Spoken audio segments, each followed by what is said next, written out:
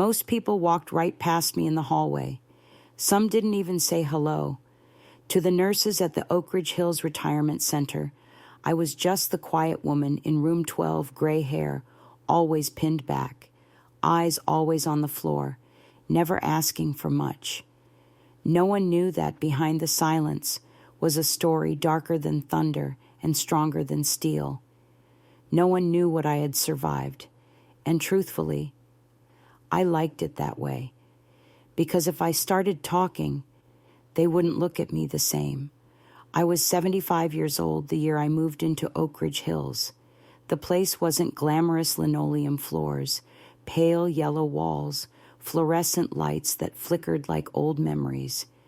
But it was clean, quiet, and for the first time in my life, I could lock my door from the inside.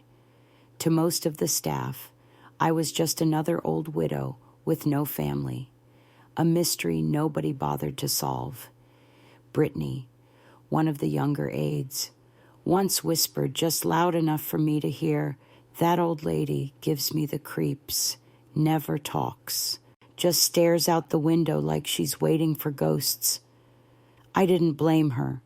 I was waiting for ghosts, just not the kind she was thinking of. There was a little window in my room that looked out over the Smoky Mountains. Every morning, I'd sit in my recliner with a cup of weak coffee and watch the clouds drift down the valleys like rivers of breath. I liked the quiet here. It gave me space to remember and to forget. But on days when the wind picked up just right and the sunlight touched the hills with gold, I could almost hear her voice again. "Mornin', darlin'. You ready for another day?" That voice belonged to Maggie Duval, the woman who saved my life when I was 17.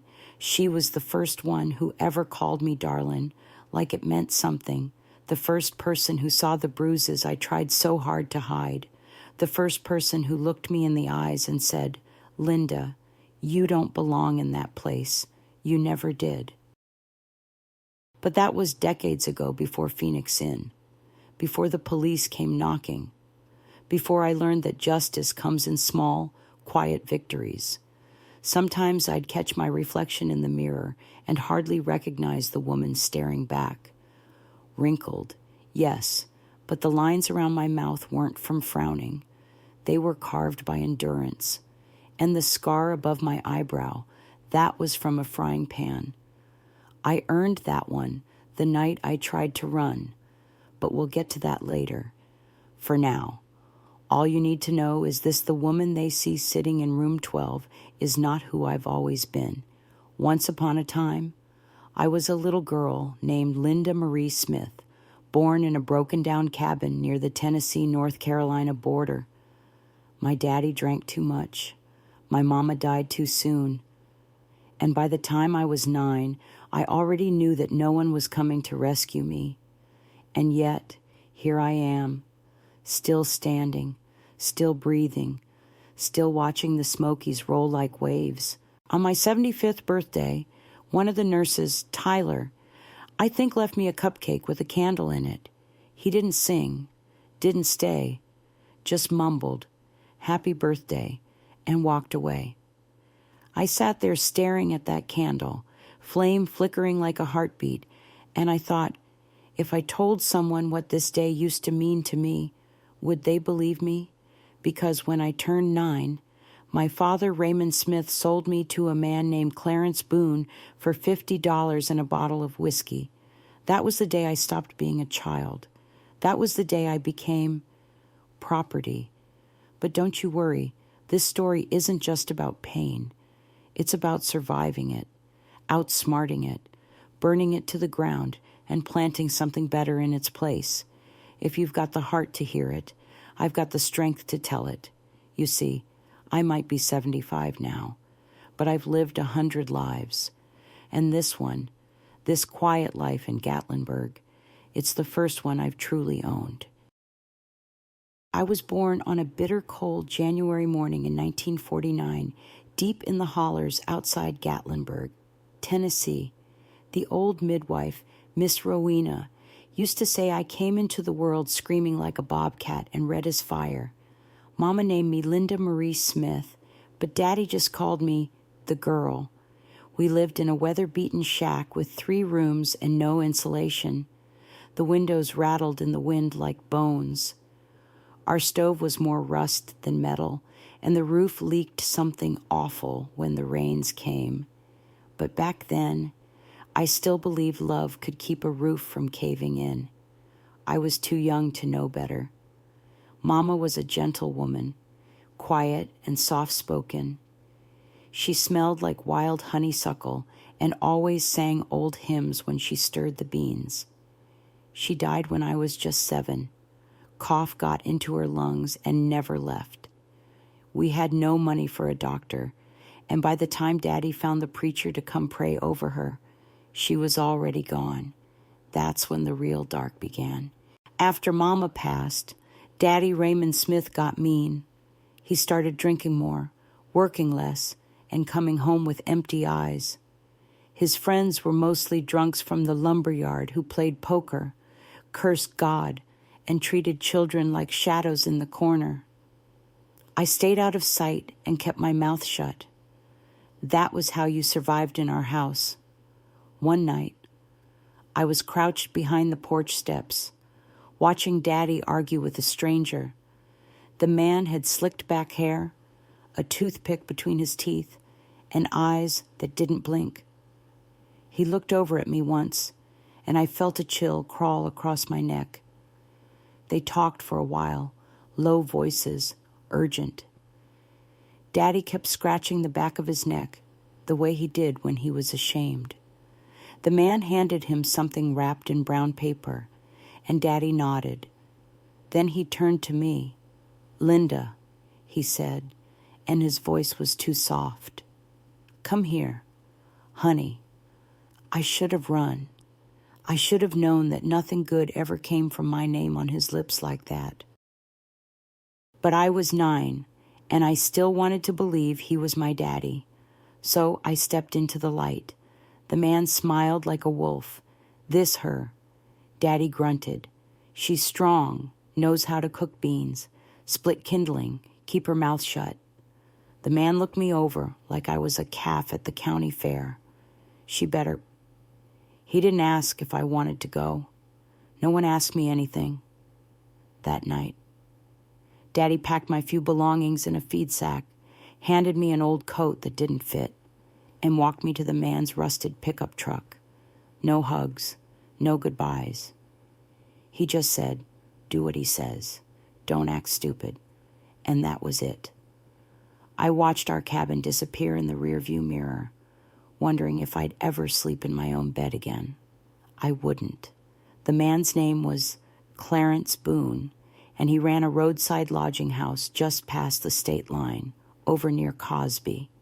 It wasn't a proper inn, more like a sagging 2-story house with 8 rented rooms and a flickering neon sign that read, "Boone's Place, weekly rates." Most of the guests were men who worked rough jobs during the day and drank hard at night. Clarence lived in the back, near the kitchen, and he put me to work the moment we arrived. You sweep the front porch, clean the bathrooms, make the beds, he told me, and don't be asking questions. I slept in the pantry next to the potato bin. The room had no window, no blanket, and no light except what crept under the door from the hallway. The first few nights, I cried into my knees, thinking maybe Daddy would come get me. Maybe he was just borrowing money and planned to bring me back. But weeks passed, then months, and I realized I'd been given away like an old pair of shoes. Clarence never hit me at first, not with his hands, but his voice was a slap all its own. "You're useless," he'd growl when I spilled a glass or dropped a tray. "You're lucky I even feed you." And truth was, I was always hungry. He fed me leftovers from guest plates, cold beans, soggy toast, sometimes just a half-eaten pickle. I learned to sneak crusts when no one was watching, to drink water from the mop bucket when I was too thirsty to wait. The other guests ignored me, mostly, except for Mr. Earl Tucker, who always asked for an extra towel just so I'd have to bring it to him alone. He'd smile too wide, touch my arm too long. I didn't understand what that meant yet, but my stomach knew fear when it saw it. And Clarence, he watched it all, said nothing, just smoked his cheap cigarettes and counted bills at the front desk. That winter, a snowstorm hit, and we lost power for 2 nights. Clarence made me haul wood up from the shed in the dark. My hands were cracked and bleeding by morning. When I dropped a log on the floor and cried out, he slapped me across the mouth for the first time. "Quiet," he said. "No one wants to hear you cry." I didn't cry again for years. But in that dark little room next to the potato bin, I made a promise to myself. Someday, somehow, I'd leave Boone's place, even if it killed me. You'd be surprised how quickly a child can disappear without ever leaving the room. By the time I was 10, I had learned to be invisible. I moved like a shadow, spoke only when spoken to, and kept my eyes low. In Boone's place, survival meant silence. Each morning started before the sun. I'd wake up on the pantry floor with my arms curled around my chest for warmth, the cold seeping through the thin linoleum like it wanted to reach my bones. I'd light the stove, fetch water from the pump, sweep the front walk, and prepare breakfast for the guests. Clarence never said thank you, not once. Instead, he'd tap the ash off his cigarette and bark, "Hurry up, girl," like I was nothing more than a broom with legs. There were no school books, no birthday cakes, no lullabies, just the steady rhythm of scrubbing, fetching, folding, and flinching. I learned the layout of that house like it was the back of my hand, the creak in the 3rd stair, the way the faucet dripped in room 4, how the back hallway always smelled like wet tobacco and mold. But more than anything, I learned to read faces. Clarence had a way of clenching his jaw when he was about to lose his temper. Earl Tucker, one of the regular boarders, always whistled when he was in a foul mood. Wesley Pratt, another man who stayed over from time to time, would bite his thumbnail and mumble to himself when he drank too much. And then there was Donnie McGraw, a pipe fitter with thick hands and foul breath. Donnie didn't bother hiding his looks.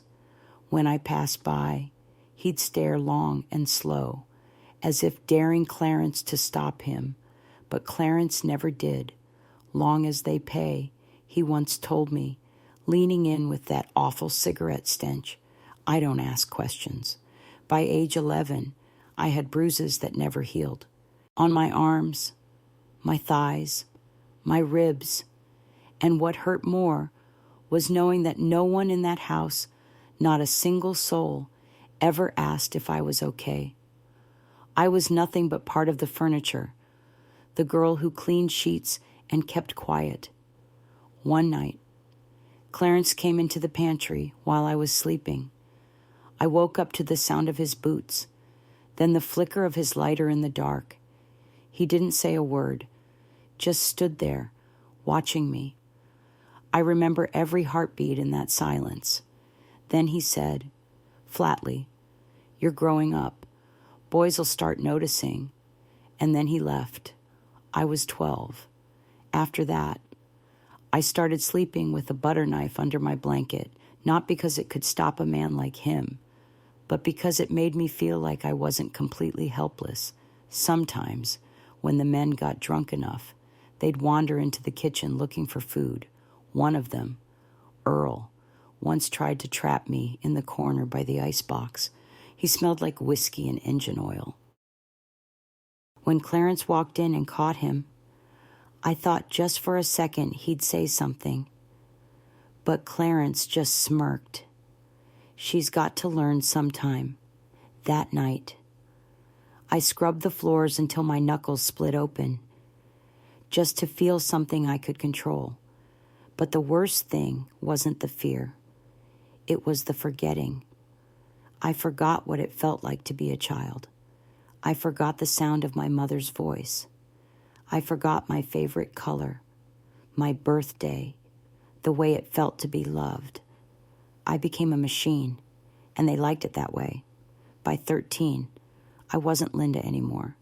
I was girl, you. Get me this, do that. One winter, I got sick, fevered, weak, couldn't get out of bed. I stayed curled in the pantry for 2 days. On the third morning, Clarence yanked open the door and saw I hadn't finished the laundry. He didn't ask how I felt, didn't touch my forehead. He just kicked the door frame and said, "Sick or not, them sheets won't wash themselves." I crawled to the wash tub on shaking knees and nearly passed out twice that day. No one helped. No one noticed. And somewhere in that endless stretch of years, something inside me went quiet. I began counting things, steps between rooms, seconds it took for the kettle to whistle, cracks in the floorboards. Numbers were safe. Numbers couldn't hurt me. But people broke you. People used you. People left. Still, there were moments, tiny, flickering moments when a bird would land on the porch rail, or a dog from the road would come sniffing near the steps, and for just a breath, I'd remember what freedom looked like, and I'd want it, desperately. At 14, I tried to run. It was a Sunday evening, just before dusk. Clarence and the others were out back playing cards and drinking. I had been planning it for weeks, had stolen a set of car keys from the kitchen drawer and packed some bread crusts in a paper bag. The truck was parked near the edge of the property, half hidden by overgrown weeds. I was almost there, almost when I heard the screen door creak. Then his voice, cold and flat. "Where you going?" Girl, I froze, turned slowly. Clarence stood on the porch, cigarette glowing, shotgun in one hand. I dropped the bag.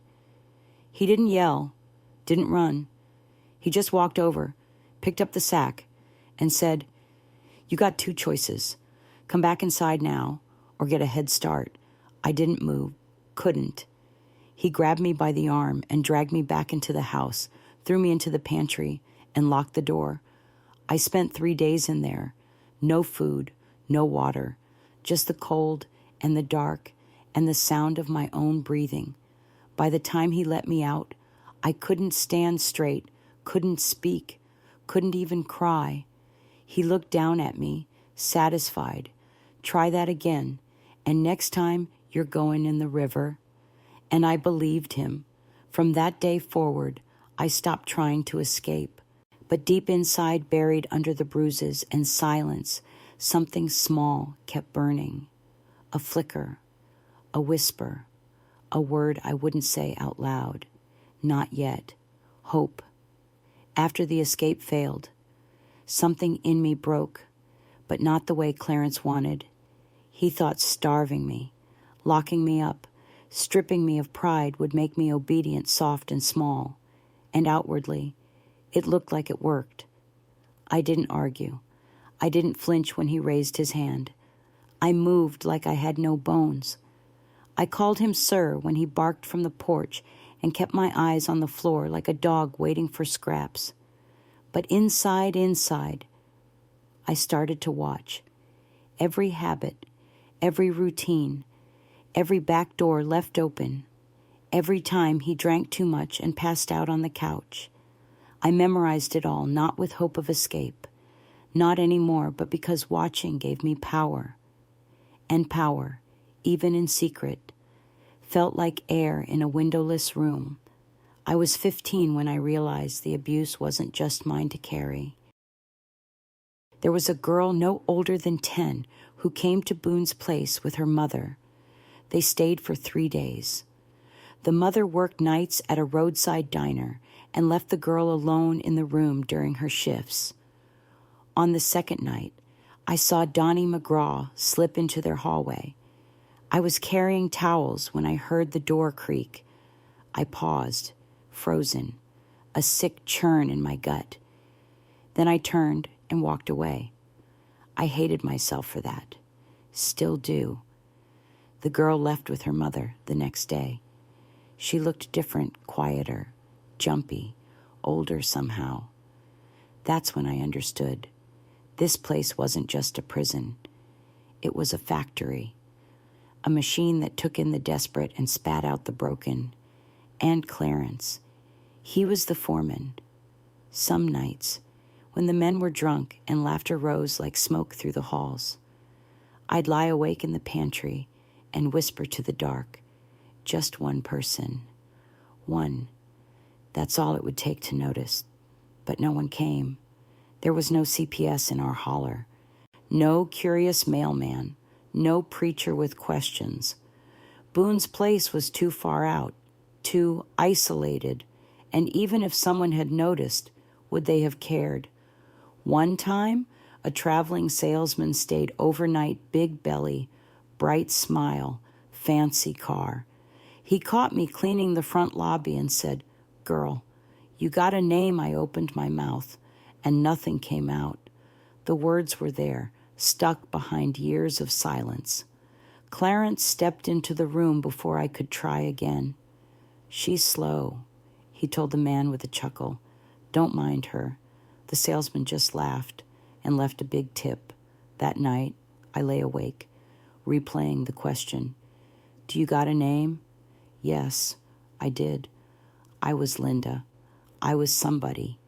But saying it felt like a lie in that house. I remember once, Clarence's old radio picked up a preacher's voice from Knoxville. He was preaching about God's mercy, about how no matter how low you fall, you are still seen by the Lord. I stared at that radio like it was a crack in the wall. Could God really see me? And if he could, why didn't he do anything? I stopped praying after that. My 16th birthday passed like any other day. No cake, no candles, just dishwater and dirty linens. But something shifted inside me. Not rebellion, not even sadness, just a numb resolve. I was still alive. And if this was my life, then I'd survive it on my terms. I stole matches from Clarence's drawer, hid a shard of mirror in a floorboard behind the pantry shelf. I began keeping notes, tiny ones scratched into the underside of drawers or etched beneath the pantry door with a nail. Names, dates, details. I didn't know why I was doing it. Maybe it was madness, or maybe it was a seed planted deep by the thought that someday someone might care. At 17, I started bleeding real bad one day while doing laundry. It wouldn't stop. I thought I might die right there beside the sheets and bleach. Clarence saw the stain and cursed under his breath.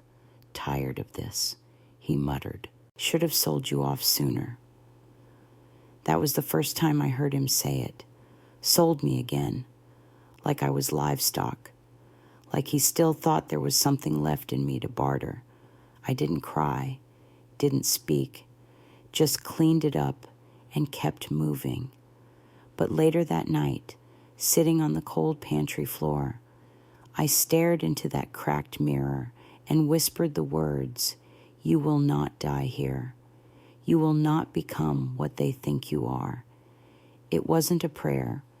It was a promise. And not long after that, something unbelievable happened. A new guest arrived. A woman, middle-aged, soft-spoken. She wore a navy cardigan and glasses and had a notepad always in her hand. Her name was Maggie Duvall. The first day she checked in, she smiled at me. Really smiled, like I was a person. I almost dropped the tray I was carrying. She said, "Thank you," when I brought her towels. And when she looked me in the eyes, it didn't feel like she was trying to take something from me. It felt like she saw me. That night, I heard her humming a tune, something that sounded like a hymn my mother used to sing when she cooked beans over the fire. I sat behind the pantry door and cried for the first time in years. I didn't know who she was, didn't know why she was there. But in that moment, Maggie Duval became the crack in the wall, the chance I'd stopped believing in, and I wasn't ready to hope yet, but I was ready to listen. Her name was Maggie Duval, and she stayed in room 6. She was different from the moment she stepped through the front door, polite, calm, always carrying a leather-bound notebook that looked worn at the edges, like it had followed her through 1,000 miles of thoughts. She didn't wear perfume like the other women who sometimes passed through Boone's place. Instead, she smelled faintly of peppermint and old paper. She was a mystery. But to me, she was light in a place that had long since gone cold. On her second day, I brought her coffee, just as Clarence had told me to. She looked up from her notebook and smiled gently. "Thank you, sweetheart," she said, with a softness I hadn't heard in years. I nearly dropped the cup. That afternoon, she watched me mop the hallway. Not in a curious way, more like someone reading a book with too many blank pages. "You've got strong arms," she said. "Do you do all this yourself?" I nodded, eyes on the floor. She didn't press. For the next few days, Maggie came and went, like the breeze, never loud, never intrusive.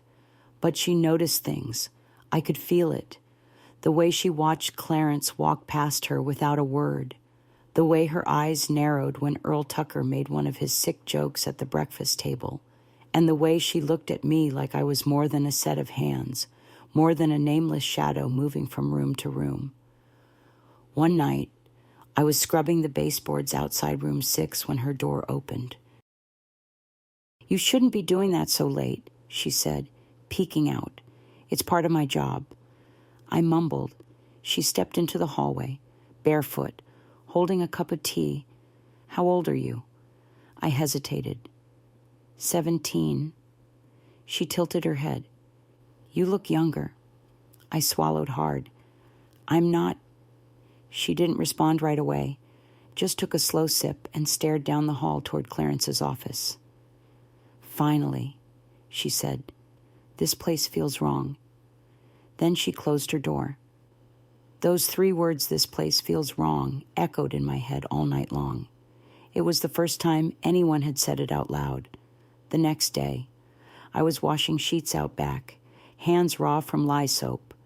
When Maggie came around the corner with a paper bag, "I made too much lunch," she said, holding it out. I stared at it like it was a snake. "I can't," I whispered. "Why not? Clarence'll see. I'll say I dropped it by mistake." I took the bag. Inside was a peanut butter sandwich and a red apple. I hadn't tasted peanut butter in years. My throat burned with shame, with gratitude, with fear. I bit into it slowly, eyes scanning the yard, hands shaking. Maggie watched me the whole time, not judging, just waiting. That night, she slid a note under the pantry door. "If you need someone to talk to, just knock. No questions you don't want. I'm here until Thursday. I didn't sleep. I wanted to knock. God, I wanted to. But after so many years of silence, the thought of telling someone, even someone kind, felt dangerous. So I waited. I waited and watched. I saw her walk out to the main road every morning to make a phone call. I saw her jot things in that notebook of hers when Clarence wasn't looking. I saw her glance up whenever Donnie passed by. She wasn't just visiting. She was observing. And one evening, right before dinner, she caught me alone in the hallway. "You're not safe here, are you?" she said softly. I opened my mouth and shut it again. Her voice didn't rise. It didn't shake. She didn't plead or promise anything. She just said, "I don't have to know everything, but if you nod your head, I'll understand." I stared at the wall for a long second, then barely, Just once I nodded. She nodded back. That night, she left her door unlocked. I waited until the house was still, until Clarence's snores echoed from the front parlor, until the moonlight hit the hallway just right. Then I slipped out of the pantry and tiptoed down the hall. Maggie was awake, waiting. I didn't speak. I couldn't. But I stood there in her room, clutching the hem of my dress, shaking like a leaf. And Maggie did something no one had done in over a decade. She opened her arms. I didn't know what to do. I stood there frozen, afraid it was a trick, afraid I'd be punished again. Then slowly, carefully, I stepped into that embrace. And for the first time since I was 9 years old, I cried like a child, not because I was weak, but because I finally felt seen. Maggie didn't push me for details that night. She let me cry until my body ached from it. She held my hands, offered me water, and wrapped a knitted shawl around my shoulders like I was something precious, something worth keeping warm. I hadn't been treated that gently in nearly a decade. "I know you're scared," she whispered, brushing hair from my face. "But I promise, I won't leave you behind." I wanted to believe her. God, I needed to believe her. But after years of lies and pain, trust felt like trying to walk on a broken leg. Still, a part of me, a small, stubborn part, held on to her words like a life preserver. The next morning, Maggie left early again, heading down the long gravel road toward town. I watched from the laundry room window as her cardigan fluttered in the wind.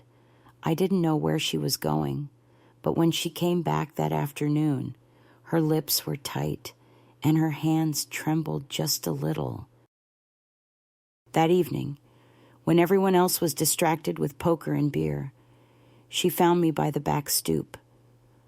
"I've spoken to someone," she said quietly, glancing over her shoulder. "A sheriff's deputy in Sevier County. He's worked on trafficking cases before. I didn't give your name. Not yet, but he's willing to come. If you're ready." I blinked. Police. The word struck me like lightning. I hadn't thought about the law in years, not as something that could help. Clarence always said no one would believe a girl like me. "They'll think you're crazy." He'd spit. "You're just a dumb orphan." But Maggie looked me square in the eye. "You don't have to tell the whole story right now. Just tell me one thing. Are you ready to leave?" My chest tightened. I looked toward the main house, its peeling paint glowing orange in the sunset. I thought of the pantry, of the men, of Clarence, of the bruises that never faded, and the nights I slept with one eye open. I looked back at Maggie and nodded. We spent the next 2 days planning quietly, carefully. Maggie kept a calendar on her nightstand and circled Thursday in blue ink. "That's the day he's coming," she whispered. "We'll meet him out on Route 321 near the old service station. He'll be in an unmarked car." "What about Clarence?" I asked. "What if he—" She reached over and gently squeezed my wrist. "We'll be gone before he notices." Still, I didn't sleep much that week. I went about my duties like always folding towels, scrubbing floors, keeping my head down. But inside, I was counting hours, holding my breath, watching every move Clarence made, every cigarette he lit, every time he turned his back. I hid the few things I owned: an old handkerchief, a button Mama once gave me, the mirror shard I used to stare into when hope felt far away, in a tin can behind the woodshed. It wasn't much, but it was mine, and I wasn't leaving without it. On Wednesday night, Clarence got drunk, sloppy drunk.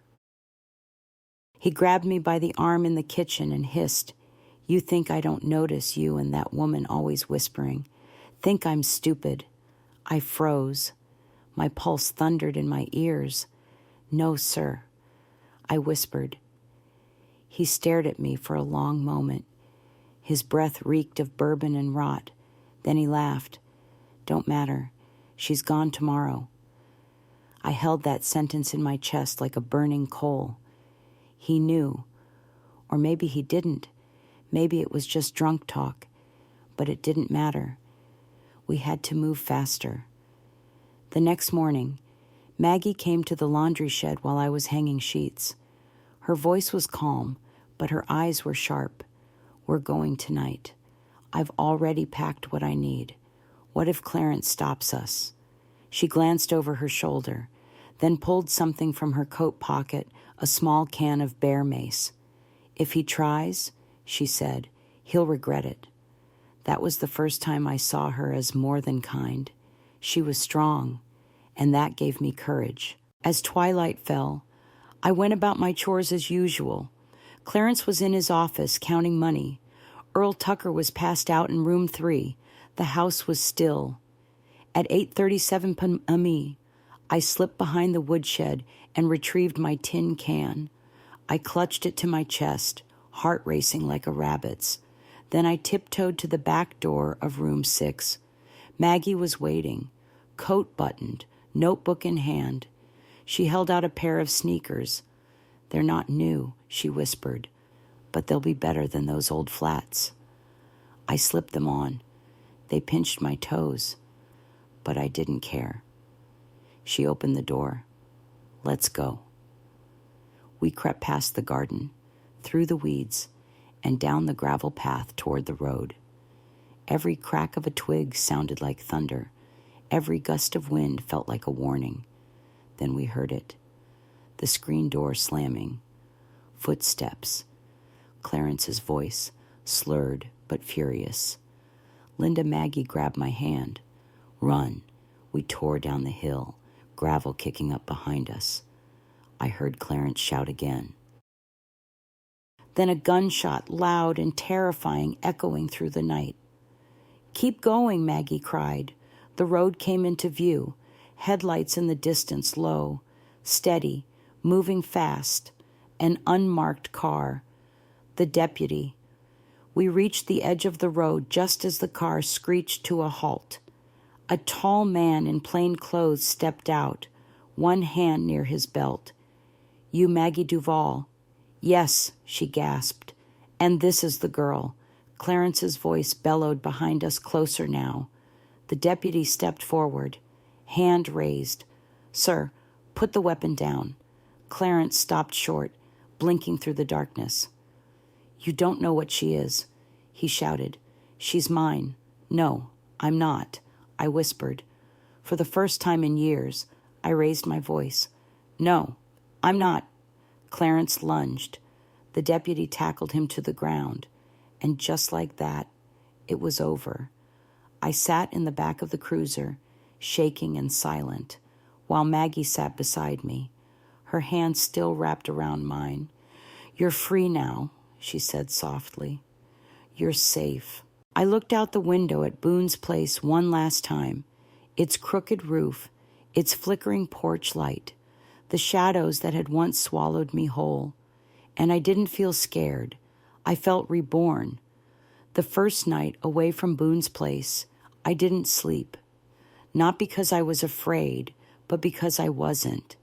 For the first time in over 8 years, I didn't have to listen for footsteps. I didn't flinch at the creak of floorboards or the hum of voices outside my door. I was lying on a clean mattress in a women's shelter just outside Knoxville. The sheets smelled like lavender. The window opened without a fight. There was even a small lamp I could turn off myself. It was strange, this kind of freedom, both soft and terrifying. Maggie had stayed with me through the intake process, holding my hand while the counselor asked questions, some of which I couldn't answer without trembling. I barely remembered my birthday. I had no legal documents, no school records, no emergency contacts. The woman taking notes looked overwhelmed, but Maggie never let go of my hand. "She's here now," she said. "That's what matters." Before she left, Maggie gave me her number, scribbled in steady blue ink on the back of a church bulletin. "You don't owe me anything, Linda," she said, "but if you ever need someone who believes in you, I'm just a call away." I nodded, tears thick in my throat. I wanted to hug her, but I froze. I hadn't hugged anyone not willingly in years. She seemed to understand. "Take your time," she said. Then she was gone. The shelter was quiet, warm. There were other women there, most with their own pain etched across tired eyes and silent lips. One, named Ruthie, was kind to me from the beginning. She was in her 60s, with a silver braid down her back and fingers stained from ink and gardening soil. "You like books?" she asked one morning at breakfast. I shrugged. She handed me a copy of Little Women. "Try it. I think you'll find pieces of yourself in there." I read it in 2 days. For the first time in years, words didn't hurt. They healed. Each night, I wrote in a notebook the shelter gave me. Not much, just little things. "The coffee here tastes real. My name is Linda Marie Smith. I am 17 years old. I am not a servant. I am not property. I am someone." Some days I still flinched when someone touched my arm. Some nights I'd wake up sweating, heart racing, the pantry walls closing in again. But every morning, I was still free, and that was enough. After a few weeks, the counselor, Miss Dana, sat me down with a warm smile and a clipboard. "How would you feel about finishing school?" she asked. "You're sharp, Linda. You've got a quick mind." I stared at her. School. The thought felt like someone offering me the moon. "I don't even know how far behind I am." I whispered. "That's okay," she said. "We'll start wherever you are." I started classes through a local GED program.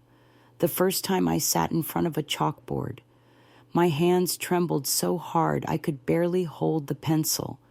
But I remembered numbers, I remembered words, and I remembered how to fight for myself.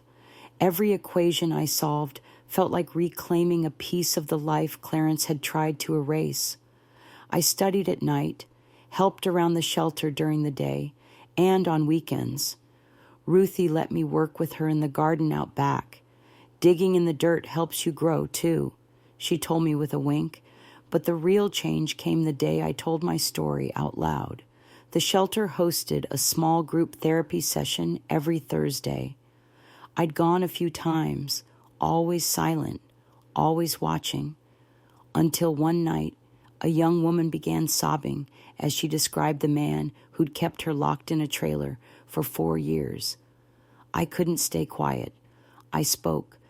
At first, my voice shook so bad I thought it would crack, but I kept going.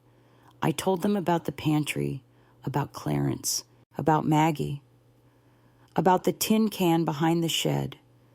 By the time I finished, the room was silent.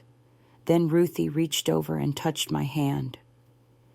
"You survived hell," she whispered, "and now you're lighting the way for someone else." That night, something shifted in me. Not everything was fixed. I still had years of healing ahead. But for the first time, I felt like maybe my story wasn't just pain. Maybe it had purpose. A month later, Maggie came to visit. She brought me a new notebook, soft brown leather with my initials etched on the front. "I heard from the deputy," she said. "Clarence Boone's facing multiple charges, and a few of the other boarders are being investigated, too." I looked up at her, heart pounding. "You think they'll go to prison?" "I think the truth is finally catching up to them," she said, "and you're part of that." We sat under the shelter's dogwood tree, the spring air brushing our skin. "You ever think about what comes next?" Maggie asked. I nodded slowly. "I want to help girls like me," I said. "Girls who never had a Maggie, She smiled, eyes glistening. "Well then," she said, "let's plant something together." It started with a single room, just one. 10 years had passed since the night I ran down that gravel road with Maggie Duval's hand in mine. I was 27 by then, living in Knoxville and working at a local women's crisis center. I'd earned my GED, then a social work degree from the University of Tennessee, a journey filled with long nights, empty pockets, and more than a few tears. But I made it. I made it because Maggie never stopped showing up, and because I promised myself over and over, I won't let what happened to me happen to someone else, not if I can help it. I called it the Lighthouse House, tucked inside an old craftsman home near downtown Knoxville. It wasn't fancy chipped porch steps, creaky floorboards, but it was safe and warm and full of light. I painted the walls soft green, stocked the pantry with real food, brought in beds with handmade quilts, each one sewn by Ruthie, who still ran the shelter garden and wrote me letters every month. The first girl we took in was just 14. Her name was Carrie. She didn't talk much at first, eyes hollow, body so tense it made my heart ache. But I knew that look. I knew what it meant to be so scared your bones don't feel like your own. So I didn't ask questions. I made her tea, gave her a journal, sat beside her while she watched the rain hit the window. 3 weeks later, she finally whispered, "It was my uncle. He said it was my fault." I didn't cry. I didn't gasp. I just said, "It wasn't." She fell into my arms and sobbed. And that night, I wrote in my notebook, "One life saved." One light turned on. The lighthouse grew, little by little. Word spread. Donations trickled in. Local volunteers came to paint, clean, cook. Maggie retired from teaching and moved back to Tennessee just to help run the program with me full-time. "You've turned pain into purpose," she told me one morning over breakfast. "Most people never find that kind of strength." I looked at her, this woman who had saved me all those years ago, and smiled, only because someone saw me when I didn't even see myself. There were tough days, of course, nights when girls ran, calls from hospitals, courtrooms full of red tape and cold stares. But every time I walked through that front door and saw the bulletin board full of photos, smiling girls, letters of thanks, drawings and scribbled poems, I knew why we kept going. Because for girls like us, healing isn't a straight line. It's a slow, winding climb back into our own skin. And we need someone walking beside us. One afternoon, while cleaning out the attic for more space, I found a dusty cardboard box of journals I had kept in those first shelter days. The first page read, "My name is Linda Marie Smith. I am not what he said I was. I am alive, and someday I will build a place where girls like me can breathe." I sat on the attic floor, sunlight streaking across my knees, and wept, not from sorrow, from pride. The lighthouse became more than a house. It became a movement. We partnered with schools, hosted workshops, advocated for tougher laws. And slowly, our walls became a beacon, drawing in those who needed a way out.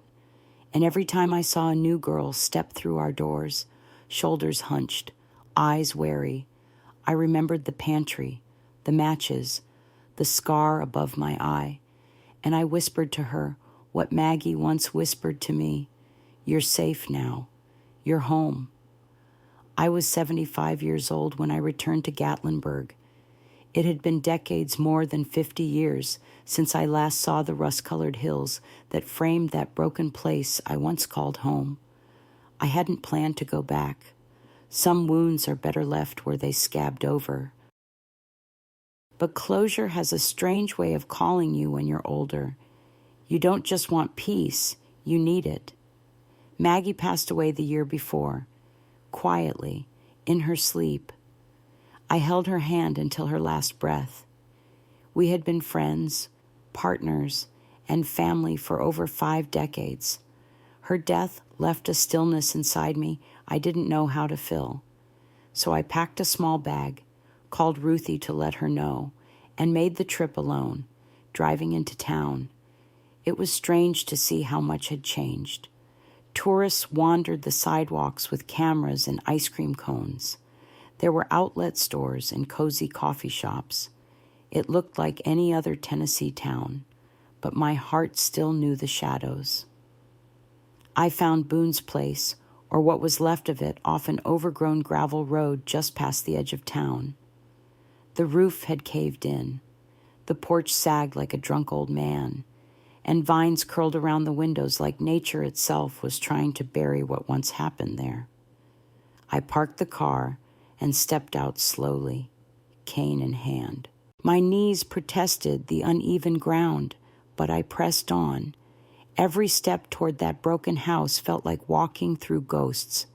I could still hear Clarence's voice, still feel the splinters in the pantry floor, still smell the mix of mildew and cheap bourbon.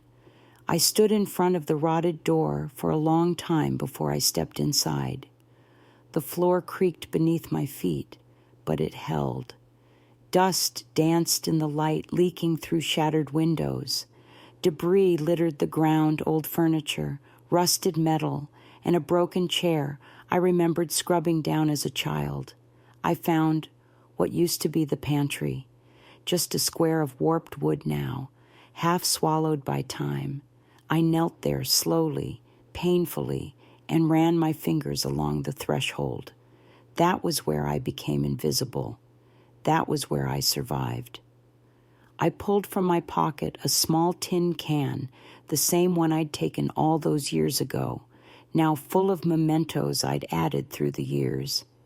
A pebble from the shelter garden. A photo of Maggie and me on the porch of the lighthouse. A ribbon from our first fundraising gala. A tiny stitched heart from Carrie, the first girl we helped. I placed the can gently on the floor. "I'm not leaving you behind," I whispered, "but I am finally walking away." As I turned to go, I caught sight of something written faintly on the old wall, faded but still there. "You will not die here." I smiled through my tears. No, I hadn't. I had lived. On my way back to the car, I stopped and looked at the hills one last time. Gatlinburg would never be my home, but it no longer had power over me. The girl who once cowered in the dark here had grown into a woman who lit up the lives of hundreds, and now she was ready to rest. That evening, I drove back to Knoxville, windows down, breeze in my thinning gray hair. When I reached the lighthouse, the porch was filled with laughter. Some of the girls were painting a banner for our anniversary celebration. They waved when they saw me, and one of them, bright-eyed, maybe 17, ran up and opened my car door. "Miss Linda," she said, grinning. "You're back." I nodded, stepping out slowly. "I am." She looked at me curiously. "Where'd you go?" I glanced toward the horizon and smiled, to make peace with a ghost. The older I get, the more I understand that life isn't about erasing the pain, it's about transforming it. At 75, I've learned to live with the echoes of the past. Some memories still visit me in the quiet of night, an old creak in the floorboards, the scent of wet wood, the slam of a door I thought I'd forgotten. But they don't control me anymore. They remind me of how far I've come. Each wrinkle on my hands, each silver strand in my hair, tells the story of survival. Not just mine, but of every girl who found her way to the lighthouse. Girls like Carrie, who now teaches middle school. Girls like Jolene, who became a counselor herself. Girls who once whispered, "I don't think I can," and now walk into courtrooms, classrooms, and communities saying, "Watch me." They're the legacy I never planned to leave, but they are the reason I wake up every morning still believing. These days, I spend most mornings on the porch with a cup of tea and my notebook, watching the sun spill across the Tennessee hills. The younger staff at the lighthouse runs things now, though they still call me Miss Linda with that same respect that used to catch me off guard. I don't speak much in the big meetings anymore, but when a girl comes in, eyes wary, hands trembling, they always bring her to me. And I tell her the truth, that healing isn't a staircase. It's a winding path with broken stones and blooming flowers, that her pain doesn't define her, but her courage might, and that she is not alone. Sometimes people ask me if I wish I could go back and change it all. The pantry, the men, the years I lost, and I used to say yes. But now I say this. If I had never suffered, I might never have become who I am. If I had never fallen, I might never have learned how to lift others. If I had never been trapped in darkness, I might never have built a place full of light. So no, I don't wish it away. I carry it with strength, with purpose, with grace. If you're listening right now, maybe with tears in your eyes, or maybe just holding something quiet in your heart, this is what I want you to know. It's never too late. Never too late to speak up. Never too late to start over. Never too late to become the version of yourself that someone once tried to bury. You are more than what happened to you. You are more than the years lost, the wounds carried, or the voices that told you to be small. You are still here, and that means there is still time to heal, to grow, and to live a life worth living. And if someone ever made you feel invisible, like I once was, I promise you this: you were never invisible. You were just waiting for someone to truly see you. Let today be that day. If Linda's journey touched your heart, I'd love to hear from you.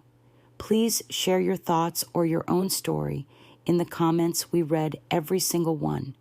And if you believe stories like this matter, stories about strength, healing, and the power of starting over, don't forget to subscribe to our channel. Your support helps keep these voices alive and helps others find the courage to speak up too. Thank you for being here. And remember, no matter your age, no matter your scars, you are never too old to rise.